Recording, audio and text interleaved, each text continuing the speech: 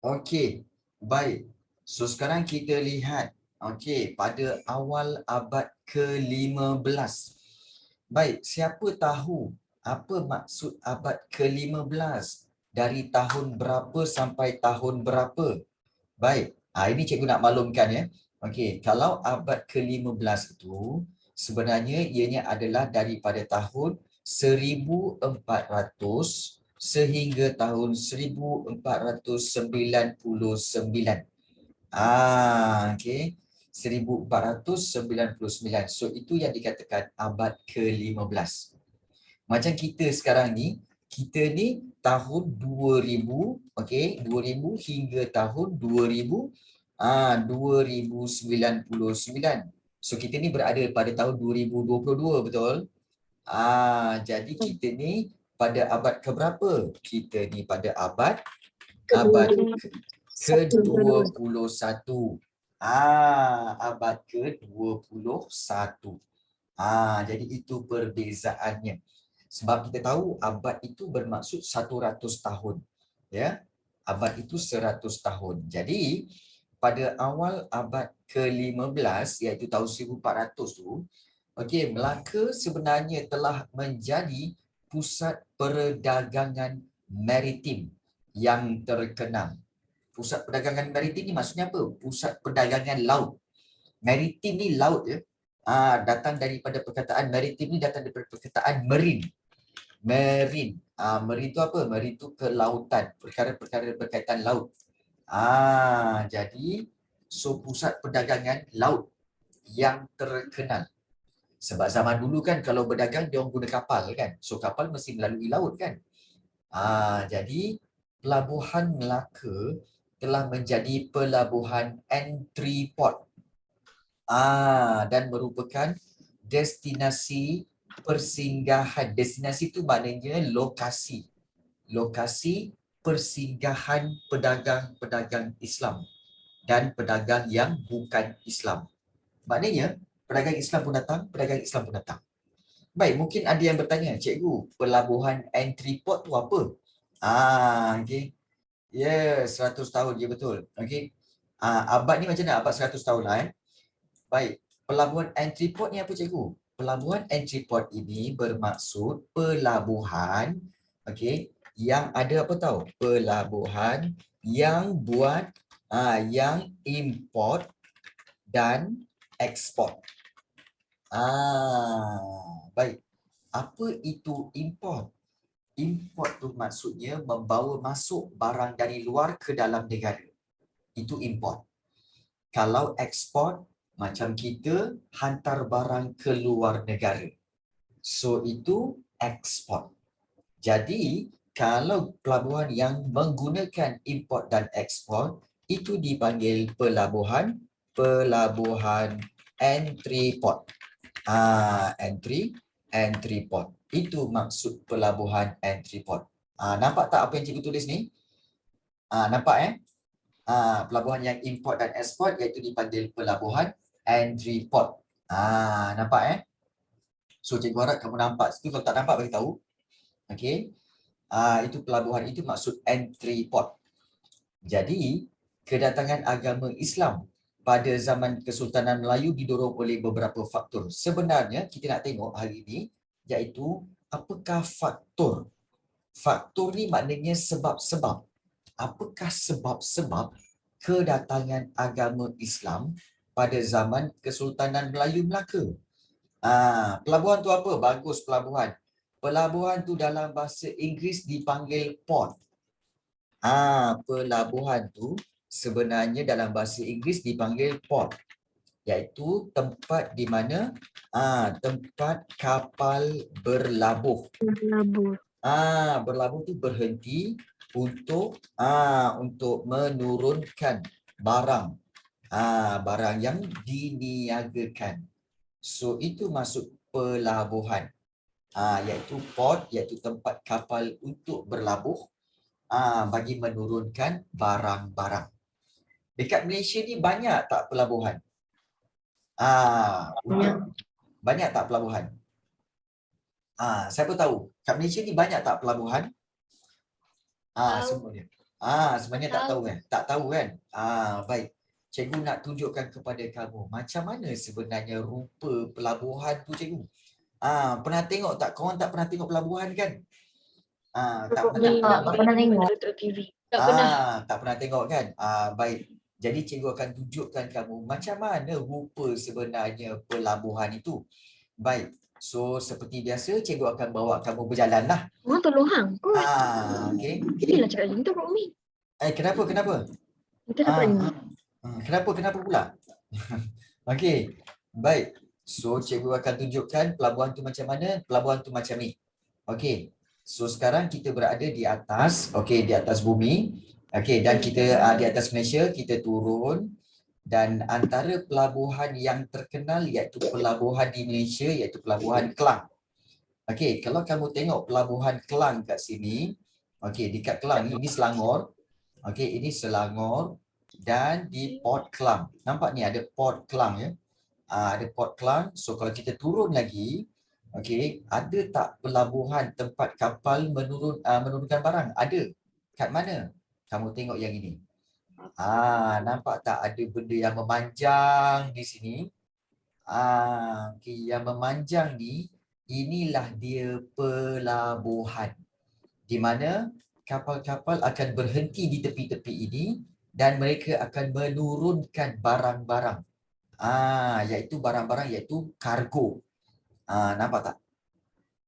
Ini kapal ni. Yang itu kapal tu. Yang petak-petak tu itu adalah kontena-kontena. Kontena-kontena. Nampak tak? So itu adalah pelabuhan. Ini di mana? Ya, panjang. Ya, memang. Dia sebenarnya zoom lagi. Boleh. Kita zoom lagi. Nampak? Okey, jom kita zoom lagi. Kita tengok. Nampak tak? Nampak tak? Ini kapalnya. Macam mana jalan dia? Ini kapalnya dan ini adalah dia punya kotak-kotak kontena yang diletakkan, disusun. Baik. Jadi kalau ikutkan sebenarnya macam mana dia bergerak? Okey, kapal-kapal dia akan berhenti kat sini. Kemudian dia akan ada crane untuk angkat barang ini dan letakkannya di sini. Daripada sini kemudian dia akan bawa pergi susun di kawasan-kawasan ini. Disusunlah di kawasan-kawasan ni. Jadi ini yang dikatakan sebagai pelabuhan. Nak tengok jalannya? Okey, mungkin tak ada kot. Kalau kita nak tengok betul-betul, memang tak ada. Tapi cikgu akan cuba untuk tengok. Mungkin ada kawasan yang kita boleh tengok macam mana rupa bentuk pelabuhan ini dari sudut pandangan darat. Sebenarnya kita tak boleh nak nampak sebenarnya sebab kawasan ini adalah kawasan yang terlindung dan juga tidak dibenarkan untuk orang suka-suka hati pergi ke sini. Dia bukan semua orang boleh pergi suka-suka hati, tak boleh. Tempat ni adalah kawasan larangan. Takut nanti hilang barang, hilang kontena, jadi satu masalah pula. Jadi sebab itu tempat ini memang panjang Kamu tengok memang panjang. Jadi inilah dia dikatakan sebagai pelabuhan. Pelabuhan. Jadi pelabuhan tu apa? Tempat kapal-kapal berlabuh. Dan kalau kita tengok daripada segi tepi, macam inilah lebih kurangnya. Nampak tak? Lebih kurang macam inilah. Nampak tak? Tempat kapal-kapal lalu, kemudian kat situ ada tempat susunan. Kontena-kontena. Jadi kapal-kapal tu dah turunkan barang, dia akan bergerak balik lah. Jadi kita nampak betapa besarnya pelabuhan itu. So dulu pelabuhan Melaka macam ni lah besar dia. Pelabuhan Melaka dulu besar macam ni lah. Kan jadi pusat perdagangan. Okay. So ini cikgu telah bawa kamu untuk melihat pelabuhan. So sekarang kamu dah tahu apa itu pelabuhan dan bagaimana repairnya. Macam mana bentuk rupa pelabuhan itu. So sekarang kita akan sambung untuk belajar balik. Kita lihat macam mana. Baik, kita lihat di sini apakah faktor kedatangan agama Islam. Kenapa? Soalan dia kenapa? Apakah sebab-sebab agama Islam datang pada zaman Kesultanan Melayu Melaka? Baik, pertama kerana peranan ataupun kita kata fungsi pedagang-pedagang Islam. Pedagang Islam dari negara Arab dan India menyebarkan agama Islam melalui kegiatan dakwah. Dakwah ni maknanya menyebarkan maklumat tentang agama Islam lah. So terdapat juga pedagang yang telah berkahwin dengan rakyat Melaka dan menyebarkan agama Islam kepada penduduk tempatan. Itu pedagang-pedagang Islam. Yang kedua iaitu peranan ulama. Ulama ni bermaksud orang-orang bijak pandai dalam agama Islam. Ya, orang-orang bijak pandai dalam agama Islam, ulama ni ya. Menurut hikayat Raja-Raja Pasai, agama Islam telah disebarkan di Melaka oleh seorang ulama dari Mekah yang bernama Syekh Abdul Aziz. Ya. Dan ulama inilah yang telah mengislamkan raja, pembesar dan rakyat Melaka. Itu peranan ulama. Dan satu lagi iaitu peranan sultan. Di mana perkahwinan Megat Iskandar Shah dengan puteri Raja Pasai menyebabkan baginda memeluk agama Islam. Apabila baginda memeluk agama Islam, maka rakyat Melaka pun turut memeluk agama Islam. Dia ikut. Zaman dulu kalau sultan masuk Islam, maka rakyat pun akan masuk Islam. Kenapa? Sebab nak tunjukkan kesetiaan. Tuanku masuk Islam. Patih pun akan masuk Islam, tuanku. Sebab apa? Sebagai tanda patih memang setia kepada tuanku. Itu orang zaman dulu. Orang zaman dulu tunjukkan kesetiaan dengan mengikut apa yang sultan buat. Itu zaman dulu. Baik.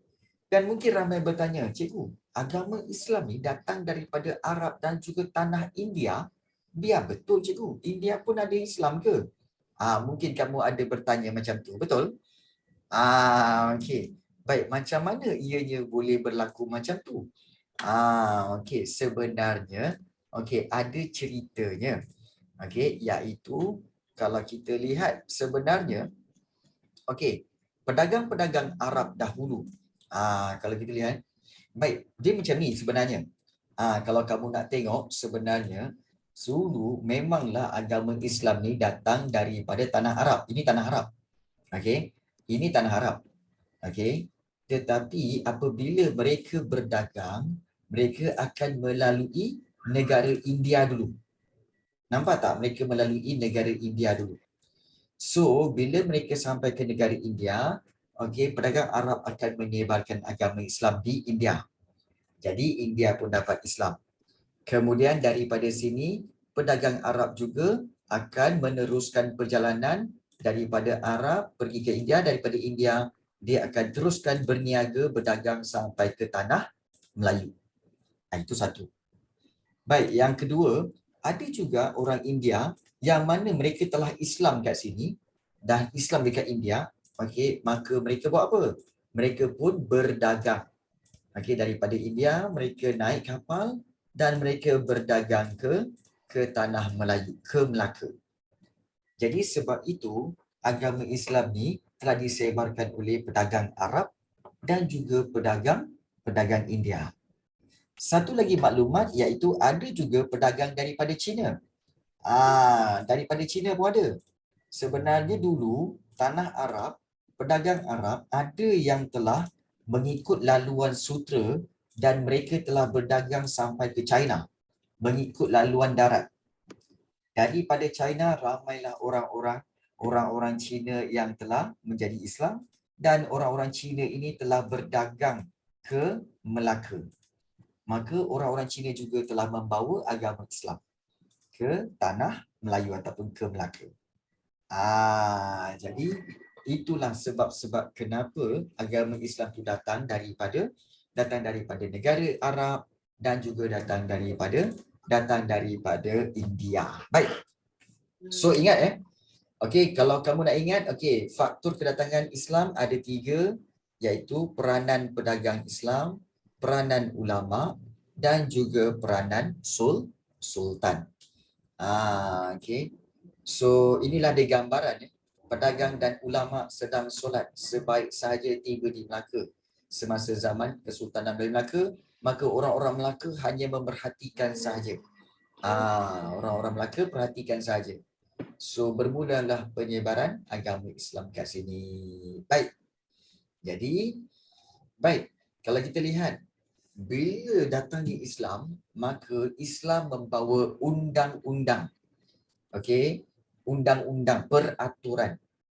Dan perundangan pada zaman Kesultanan Melaka turut mengandungi hukum Islam. Terdapat 2 sumber undang-undang di Melaka, iaitu Hukum Kanun Melaka yang ini dan Undang-Undang Laut Melaka. Okey, Undang-Undang Laut Melaka. Baik, dalam undang-undang ni dia apa, dia ada cerita apa cikgu? Baik, Hukum Kanun Melaka dia kata apa tahu? Undang-undang ini okey mengandungi 44 fasal. Baik, 44 fasal tu maksudnya 44 perkara. 44 perkara berkaitan dengan hak keistimewaan dan tanggungjawab raja. Apa tugas raja-raja? Apa tugas pembesar? Kena buat apa? Dia cerita dalam Hukum Kanun Melaka tu. Kemudian hukum Islam yang terdapat dalam undang-undang ini berkaitan dengan hukuman terhadap kesalahan jenayah. Okey, urusan jual beli dan kekeluargaan. Dan undang-undang inilah yang telah mewujudkan keamanan dan keselamatan rakyat di negeri Melaka. Kamu tahu tak? Sebenarnya, sesiapa yang melanggar undang-undang hukum Kanun Melaka akan dihukum. Baik, apakah hukuman dia? Siapa tahu? Apakah hukuman sesiapa yang melanggar peraturan dan undang-undang Melaka? Siapa tahu apa hukuman dia? Rotan. Hukuman yang setimpal. Baik. Ini cikgu nak cerita. Sebenarnya hukuman dia adalah hukuman bunuh. Dan bunuh tu bukan pancung kepala tahu. Hukuman bunuh itu ialah dia akan hukuman bunuh sampai matilah. Iaitu dengan cara apa tahu? Orang yang bersalah tu dia akan duduk macam bersila.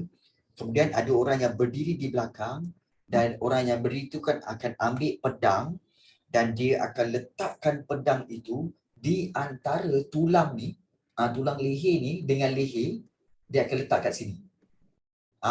Dia akan letak kat sini. Kemudian nanti orang di belakang tu dia akan apa tahu? Dia akan tolak ke dalam pedang tu. Dia akan tolak pedang tu ke dalam supaya kena pada jantung. Kan sini jantung kan? Tujuan dia untuk menghentikan jantung. So bila pedang tu kena jantung, jantung tu berhenti. Dan orang itu akan mati. Maknanya pesalah itu akan mati. Jadi itulah hukuman pada hukum Kanun Melaka pada suatu ketika dahulu. Baik, kalau kena buang dari negara tu hukuman untuk apa? Baik, apakah saya memang sakitlah.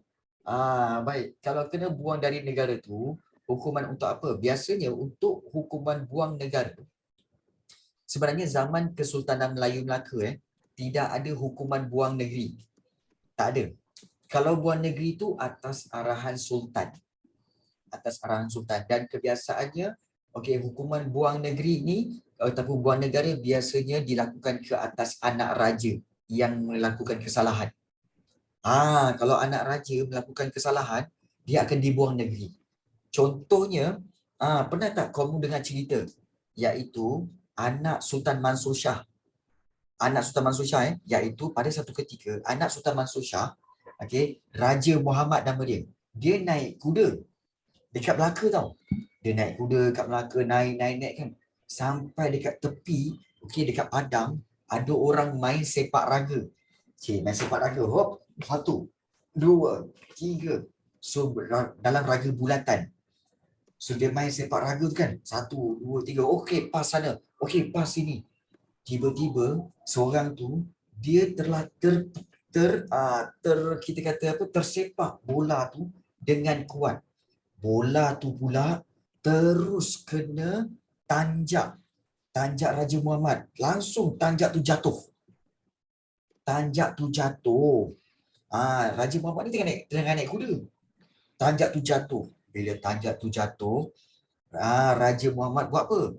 Raja Muhammad turun daripada kuda tu, datang dekat budak yang sepak tu kan.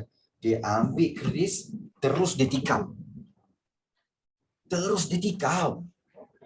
Bila dia tikam, budak tu mati. Okey. So, dia tikam. Budak. Tak terus saya beli budak. Tetapi dia tikam budak tu mati. Tetapi kemudian berita itu, cerita pembunuhan itu telah sampai ke cerita Sultan. Rupa-rupanya budak tu sebenarnya anak kepada Bendahara Tun Perak. What? Anak Bendahara Tun Perak. So Bendahara Tun Perak dengan Sultan Mansur Shah dah tak ngam. Sebab anak Sultan Mansur Shah telah membunuh anak Bendahara Tun Perak. Ya, memang ini benar. Jadi tapi bendahara cakap apa tahu? Bendahara ni memang gentle lah, Bendahara Tun Perak. Dia cakap apa dengan Sultan? Dia kata, ampun tuanku. Ampun tuanku. I can choose someone else. Okay. Baik, ada orang nyanyi pula. Baik. Kemudian so apabila dia kata, okey, tuanku, ampun tuanku. Okey, untuk better, untuk Patik menderhaka pada tuanku tak. Tapi kalau tuanku nak jadikan anak tuanku tu sebagai sultan, kami tak mahu.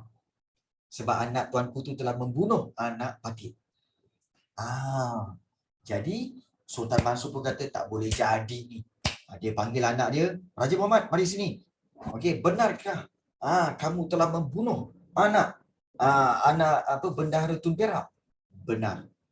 Jadi Sultan kata apa? Untuk itu kamu bersiaplah dan kamu dibuang negeri. Okey, kamu dibuang negeri. Better arahkan kamu buang negeri pergi ke Pahang.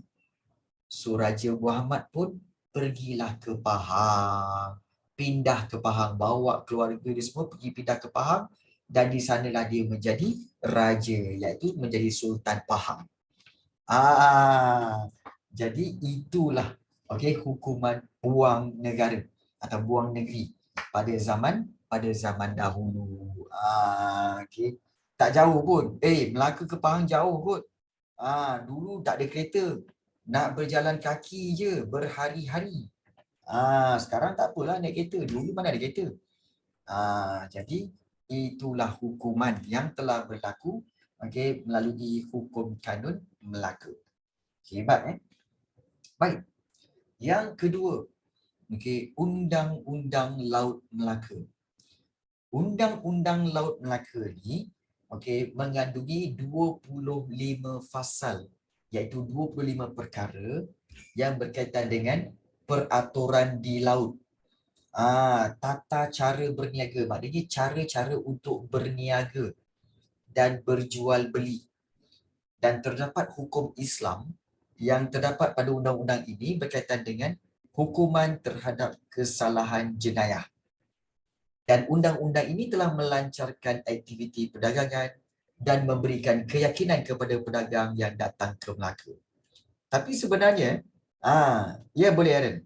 Tapi sebenarnya, kalau kamu tahu, ramai para pedagang suka datang ke Melaka, tahu sebab apa?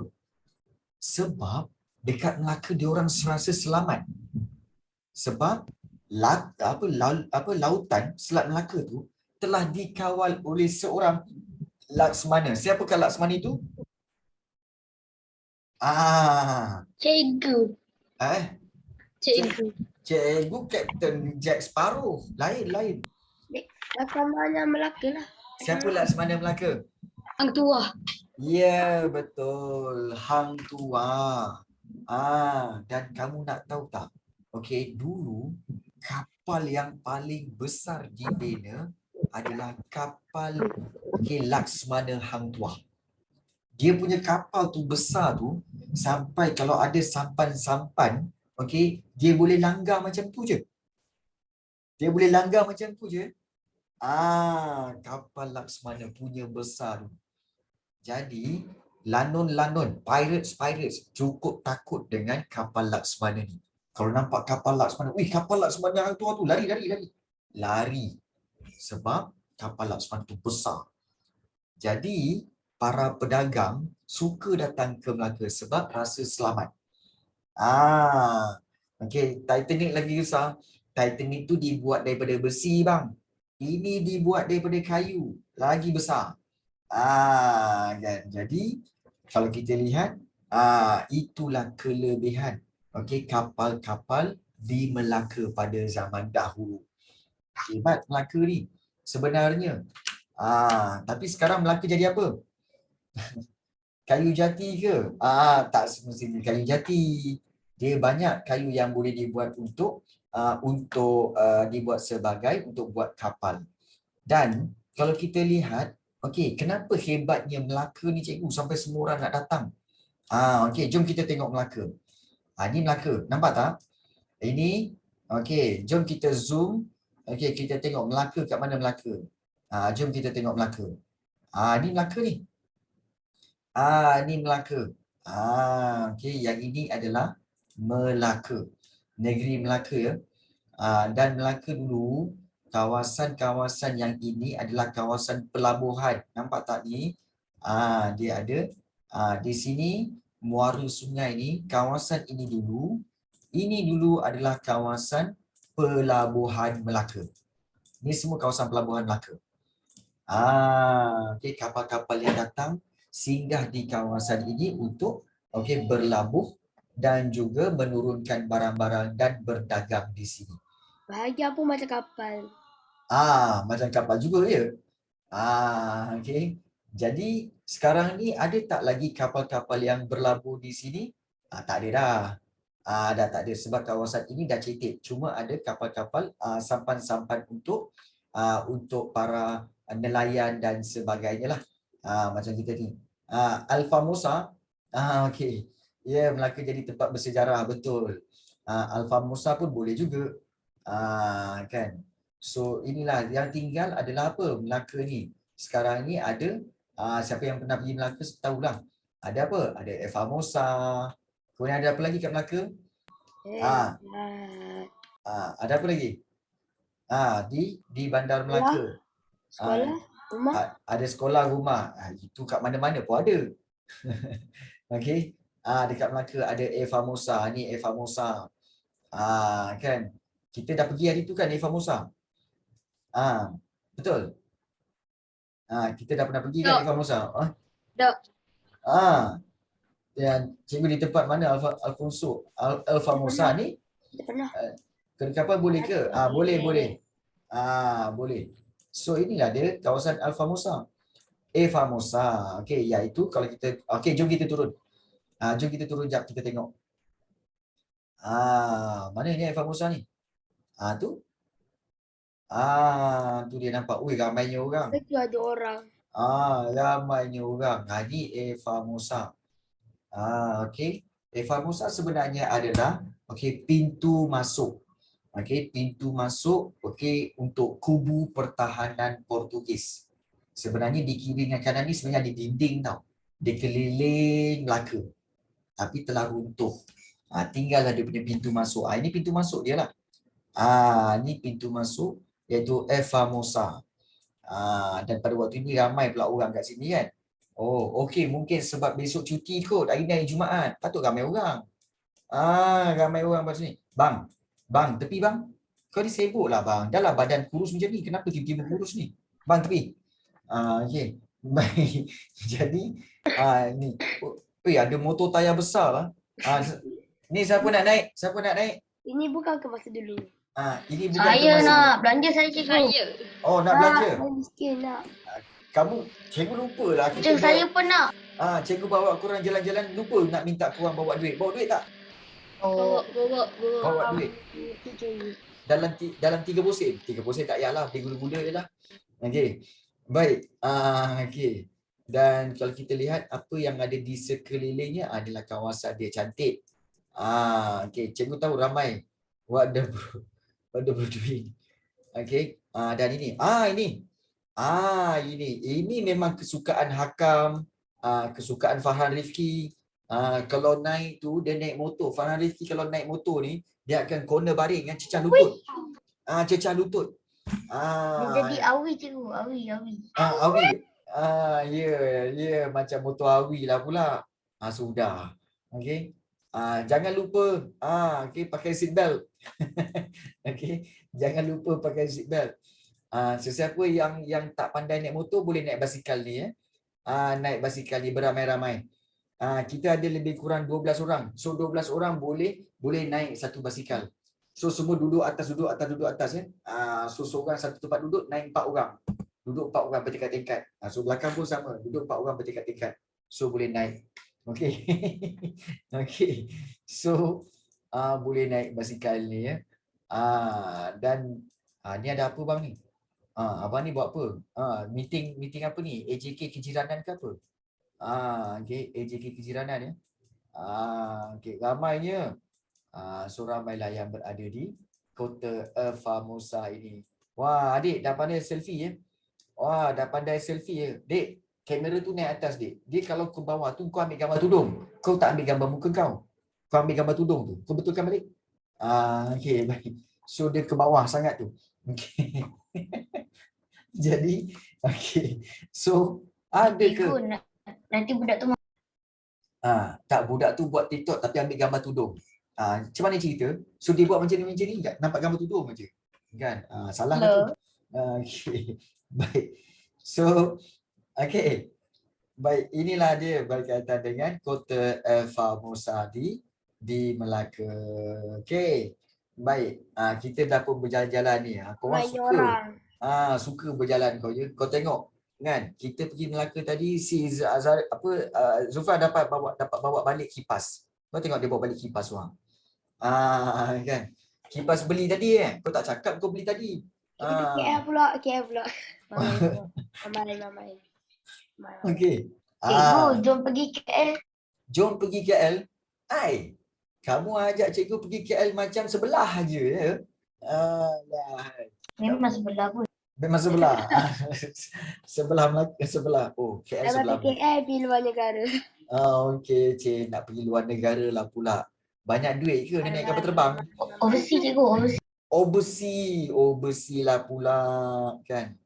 Tak apalah macam tu. Kita belajar dulu. Cikgu cakap minggu ni pergi jalan-jalan. Okey, pergi jalan-jalan Okey, kita pergi jalan-jalan.